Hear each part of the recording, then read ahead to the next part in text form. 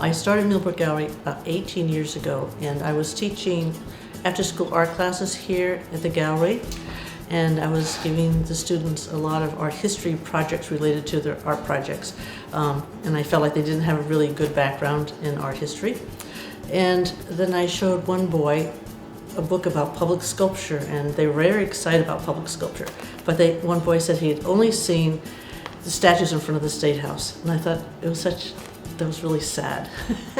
And I'd grown up in Rhode Island, and there was a very vibrant art community, and there was a lot going on and very supportive. And Concord 18 years ago was lagging behind, and I was sort of embarrassed being a state capital that you didn't have more visual arts. So I spent a year going to zoning and learning a lot.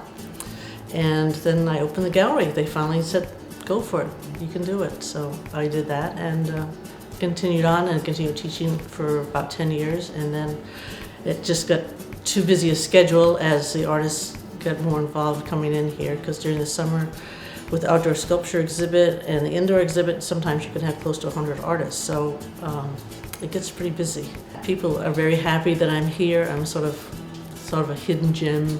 But I have drawn in over the years and developed relationships with artists all over New England and some beyond. So I have quality artists, and I also represent new artists starting out, local artists, but also artists that exhibit nationally and some internationally. So I'm really lucky that these people support me, and it's here in Concord for everybody to see. Well, I started Art Concord, which is an art tour of all the galleries in Concord that we do 3 or 4 times a year. I've served on Creative Concord for the past 5 years, and which has been a very exciting project to be on, and hopefully some new innovative things will happen and we'll move forward. And I've been on the League of New Hampshire board in the past, well, not right now, but I've been on there for 5 years, but I have been on there for a few years now. The part I played in the League of New Hampshire Craftsmen, I was an interesting little vignette that happened, and they were looking at a place in Henniker, and I was on the League board at that time and on the Creative Concord board, and I told the League people that I really needed to tell Creative Concord what was going on. I didn't do anything heroic. I was just a connecting link that made everything happen, and the snowball began to happen, and the Creative Concord got back of it, and the League now has a new home because of it.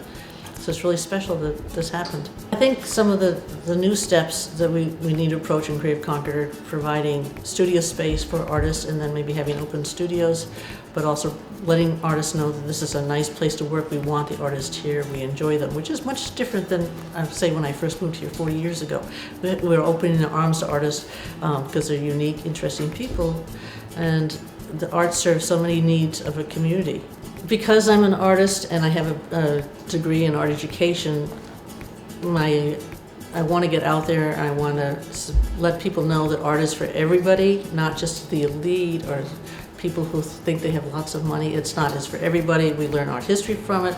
We learn all sorts of things about history and clothing and culture, and it just brings so much value to everybody. I work with really very unique, wonderful artists that are great people. I mean, they work hard. Sometimes they have to get a second job to support themselves, but they really paint from the heart, and it's wonderful to support them and have them part of the community and have them here. It's been a really unique experience for me, and it's just widened my whole life, and I've just met people all over the place from all over the world, and it's not just here in Concord or New Hampshire, but my connections go much further, and it's really exciting and opened my eyes up to a lot of different things. So I'm really happy to have the experience. Ryan Linehan at Kimball Jenkins and the Millbrook Gallery are collaborating on a project called Wednesday's Wisdom, which is the second Wednesday of each month,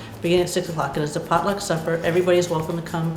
We come in, you bring some food, your drinks, your beverage, whatever you want. You meet new people, you see old friends, and you hear an interesting conversation. We've had Tommy DePaula, Pego Hode speak. We've had a couple of professors from St. Paul's School, one from New England College. Most of these are related, but it doesn't have to be. So it's just an interesting evening, and everybody is welcome.